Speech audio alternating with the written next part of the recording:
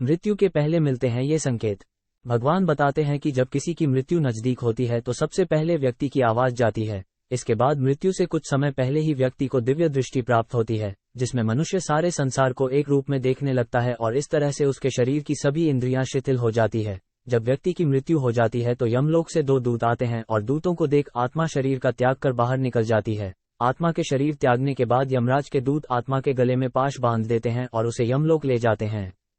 मृत्यु के बाद 13वीं और पिंडदान क्यों जरूरी? मृतक व्यक्ति ने यदि अपने जीवन में पाप कर्म किए होंगे तो यमदूत पापी आत्मा को गर्म वायु और अंधेरे रास्ते से यमलोक ले जाते हैं और मार्ग में उसे कई तरह की यातनाएं झेलनी पड़ती है।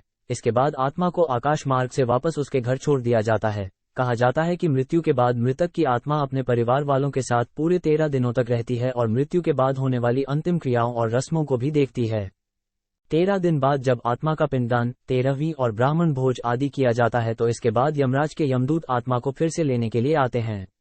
इसलिए हिंदू धर्म में किसी की मृत्यु के बाद 13वीं और 10 दिनों तक पिंडदान करना जरूरी माना गया है, क्योंकि इससे आत्मा को यमलोक तक की यात्रा करने के लिए शक्ति मिलती है। लेकिन इसके बाद भी यमलोक तक की यात्रा आत्मा के लिए आसान नहीं होती है। मृत्यु के बाद के वो 47 दिन। जब 13 दिनों के बाद यमदूत आत्मा को यमलोक ले जाने के लिए आते हैं तो आत्मा को सबसे पहले वैतरणी नदी पार करनी पड़ती है। इस नदी को गंगा नदी का ही रौद्र रूप माना जाता है। ये नदी लाल रंग की होती है क्योंकि इसमें आग की लपटें निकलती रहती है। नदी पार करते हुए आत्मा को खतरनाक जीवों का दंश भी झेलना पड़ता है।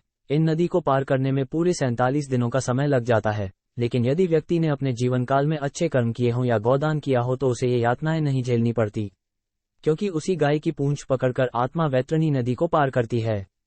वैतरणी नदी को पार करने के बाद जब आत्मा यमलोक पहुंचती है तो यहाँ यमराज उसके कर्मों का लेखा जोखा करते हैं।